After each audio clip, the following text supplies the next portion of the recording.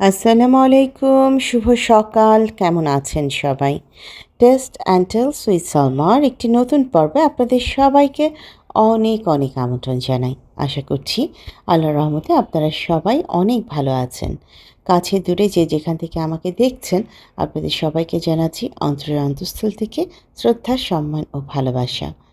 আলহামদুলিল্লাহ, আল্লাহর রহমতে আমি আমার পরিবার ভালো আছি। বেগুন গাছে বেগুন না হলেও ফুলের অভাব নেই। বেগুন ফুল দিয়ে মালাও গেঁথে দেওয়া সম্ভব। সকাল সকাল আমি এবং ইউনি দুজনে চলে এসেছি গাছপালার কী অবস্থা সেটা একটু দেখতে। এই মিষ্টি রোদটা উপভোগ করতে আমি এবং ইউনি খুব পছন্দ করি। গাছগুলোকে মোটামুটি একটু পরিচর্যার মধ্যেই রাখার চেষ্টা করছি, কিন্তু কেমন জানি কোনো গাছেই কোনো প্রাণ খুঁজে পাচ্ছি না, জানি না কেন। আসলে খুব বেশি ব্যস্ত হয়ে গেছি দুটো মেয়ের পরীক্ষা নিয়ে। ওদেরকে বেশি সময় দিতে যেয়ে গাছের যত্ন কিছুটা কমে গেছে। কেমন জানি মানি প্ল্যান্টগুলো নেতিয়ে পড়েছে। খুব বেশি একটা গাছের কাছে আসাও হচ্ছে না। 2-4টা ফুল যাও আসছে, কিন্তু যত্ন করা হচ্ছে না সেভাবে কোনো গাছেরই। আমাদের গাছের ডাক্তার হচ্ছেন ড্যাফোডিল গার্ডেন থেকে আমাদের লাভলি আপা। আমি যদি আমার পুরনো বিশ্বস্ত ভালো বন্ধুদের তালিকায় কারো নাম বলি, তাহলে আমাদের লাভলি আপা একজন। লাভলি আপা ইন্ডিয়ান একজন বন্ধু। দীর্ঘ সময় লাভলি আপা আমাকে সাপোর্ট করে গেছেন। তাও তো প্রায় বছরখানেক হয়ে যাচ্ছে আপা আমার সাথে আছেন। আজকাল আমার সাথে অনেকেই পরিচিত হচ্ছেন। ভাবলাম আমার পুরনো বন্ধুদের সাথেও না হয় আমি আপনাদেরকে একটু পরিচয় করিয়ে দিই। আপনারা যারা নতুন নতুন ইউটিউবে আসছেন, আপনাদের এই মুহূর্তে বিশ্বস্ত, ভালো এবং দায়িত্বশীল বন্ধু প্রয়োজন। পাশে আছে পাশার্থিক টাইপের বন্ধুর প্রয়োজন নেই। সেই তালিকায় যদি আরও কিছু নাম জানতে চান, তাহলে জুবলিস কিচেন থেকে জুবলি আপুর কথা না বললেই নয়। জুবলি আপু চ্যানেলটা মূলত রান্নাবান্না রিলেটেড, কিন্তু জুবলি আপু ভীষণ সাপোর্টিভ একজন মানুষ। এই মুহূর্তে আপু একটু অসুস্থ আছে, সবাই আপুর জন্য অনেক অনেক দোয়া করবেন। আপনাদের সাথে গল্প করতে করতে আমি কিন্তু দুপুরের রান্নায় চলে এসেছি। কোনো কাজ আজকে সেভাবে শেয়ার করছি না।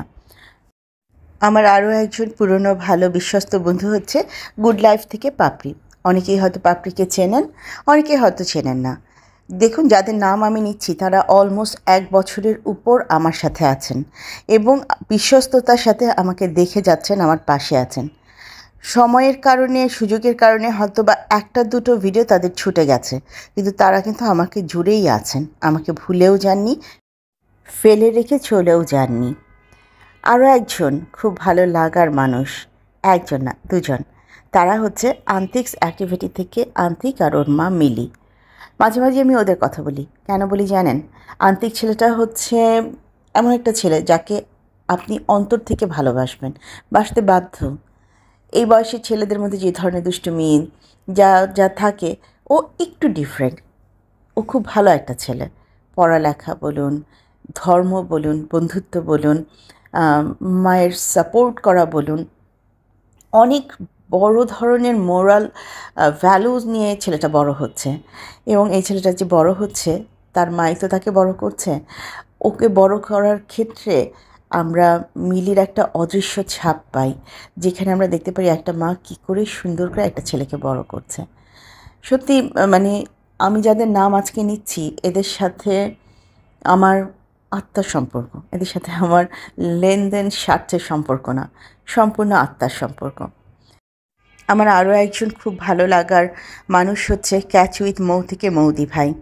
মৌদি ভাই টিপস অ্যান্ড ট্রিক্সের ভিডিও দেখান, অনেক সুন্দর কাজ। আপনার বাসায় ফেলে রাখা জিনিসটার দিয়েও যে একটা প্রোডাক্টিভ কিছু বানানো সম্ভব, সে আইডিয়া আপনি পাবেন মৌদি ভাইয়ের চ্যানেলে। ক্যাচ উইথ মৌ থেকে মৌদি ভাই প্রায় 1-1.5 বছর, আমার চ্যানেলের বয়স যতটুকু ঠিক ততটুকুই সময় ধরে আমার সাথে আছেন, এবং উনার সাফল্য, উনার এগিয়ে যাওয়া দেখে সত্যি আমার ভীষণ ভালো লাগে। মৌদি ভাই, পাপড়ি, ওরাই হচ্ছে প্রথম আমাকে এইভাবে ইউটিউবের সাথে পরিচিত করেছে। আমি এই 2জন মানুষের কাছে সত্যি ভীষণভাবে ঋণী। এবার ফিরে আসি একটু ভিডিও রিলেটেড কথায়। গল্প করতে করতে অনেক কিছু রান্না হয়ে গেছে, কিন্তু কী রান্না হয়েছে সেটা বলা হয়নি। একদিকে মিক্সড ভেজিটেবল, যেটা এখন রেগুলার আমার বাসায় হচ্ছে, এবং আমি তো খাচ্ছি, আনন্দের খবর হচ্ছে আমার মেয়ে দুটো একটু একটু করে খাচ্ছে। আর অন্যদিকে হচ্ছে একটু শিং মাছের ঝোল, ঝোলও বলা যাবে না, আমি এটাকে একটু ভুনা ভুনাই করে নিয়েছি, তো শিং মাছ ভুনা বলা চলে। তো এই দুটো দিয়েই আজ আমাদের খাওয়া দাওয়া হবে।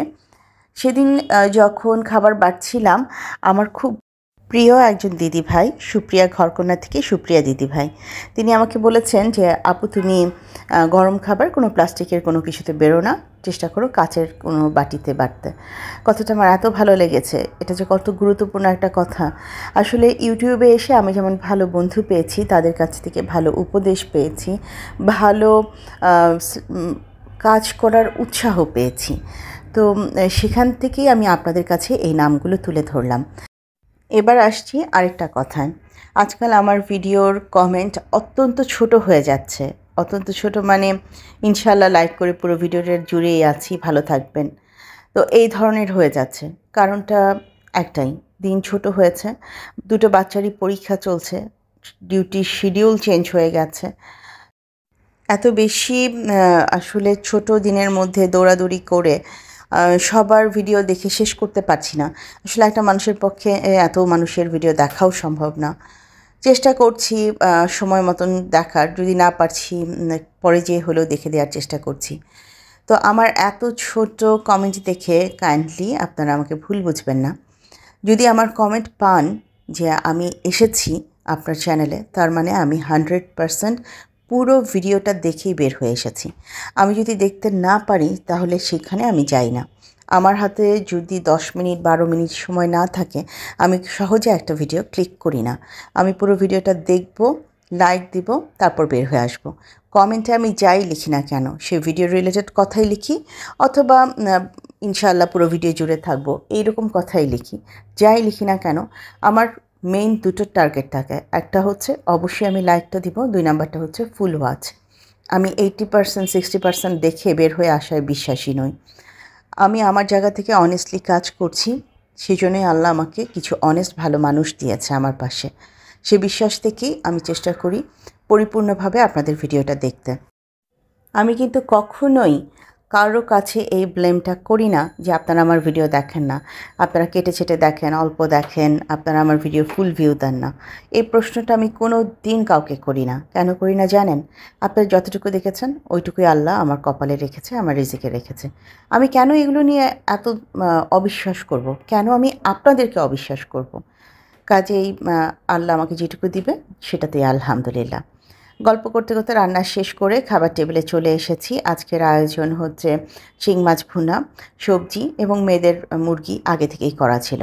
আর এখন এই পর্যায় থেকে শুরু হয়ে গেল আমাদের দারাজের বিভিন্ন প্রোডাক্ট আনবক্সিং। দারাজের 11/11 ক্যাম্পেইনের কথাটা আমি প্রথমবার শুনি শিমুজ ব্লগ থেকে, শিমু আপুর কাছে। আপু অনেক কিছুই দারাজ থেকে বিভিন্ন সময় কেনেন এবং ঘর সাজান।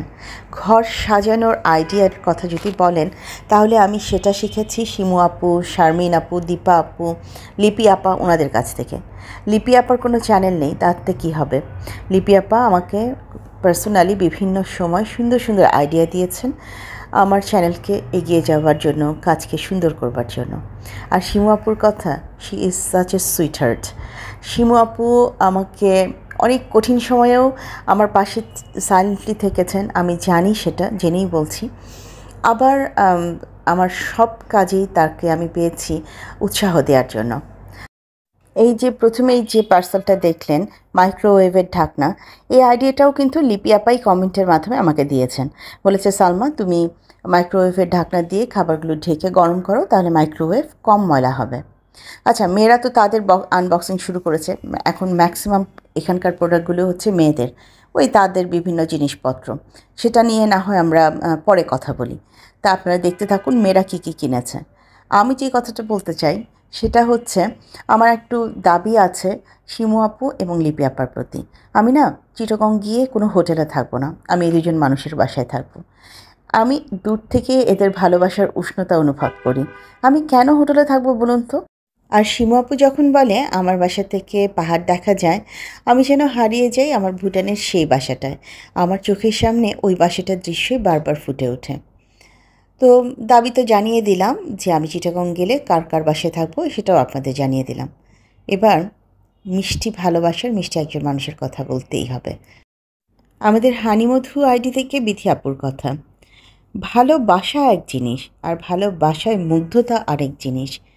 বিথি আপু তার কমেন্টের মাধ্যমে একটা জিনিস আমার কাছে প্রমাণ করে দিয়েছে, আর সেটা হলো তিনি যখনই কারো ভিডিও দেখেন তিনি সেই ভিডিওর সাথে নিজেকে জড়িয়ে ফেলেন, একটা অদৃশ্য বন্ধনে নিজেকে ওখানে নিয়ে চলে যান, অনুভব করেন, উপলব্ধি করেন।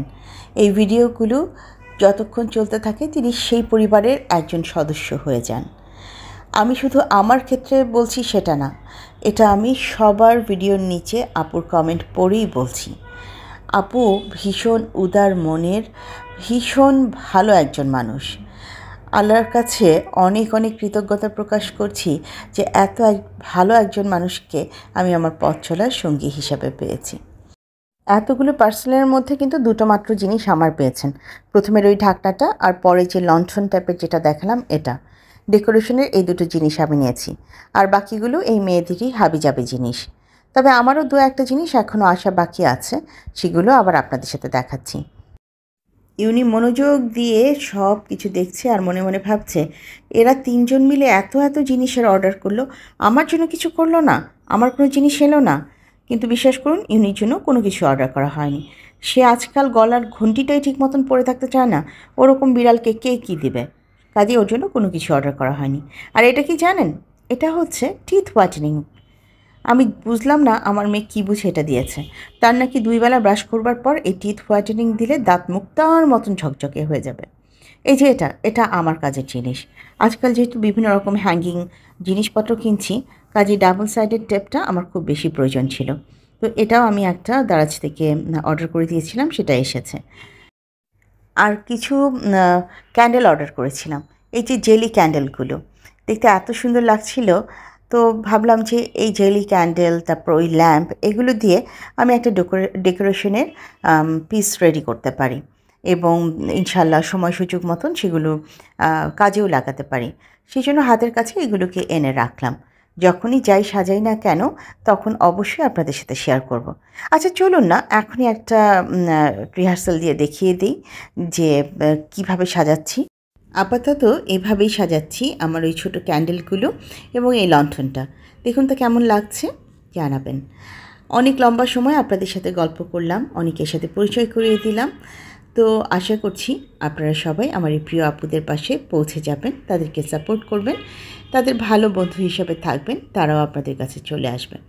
আর আমি আজ এই পর্যায় থেকে আপনাদের কাছ থেকে বিদায় চাইছি। আমার নতুন বন্ধু, পুরনো বন্ধু যে যেখান থেকে এত লম্বা সময় আমাকে দেখলেন, ভিডিওর কোনো একটি অংশ যদি ভালো লেগে যায় কাইন্ডলি লাইক, কমেন্ট, শেয়ার এবং সাবস্ক্রাইব করে আমাকে এগিয়ে যেতে সাহায্য করবেন। যারা প্রথমবারের মতো ভিডিওটি দেখলেন, আমার বন্ধু হয়ে আমার পাশে থেকে গেলে আমি সত্যি খুব আনন্দিত হব। আজ তাহলে এখান থেকেই বিদায় নিচ্ছি। সবাই নিজেদের অনেক বেশি খেয়াল রাখবেন, ঘরে বাচ্চা এবং বৃদ্ধ কেউ থাকলে তাদেরও খেয়াল রাখবেন। দেখা হবে আরও একটি নতুন পর্বে। সে পর্যন্ত আল্লাহ হাফেজ এবং আসসালামু আলাইকুম।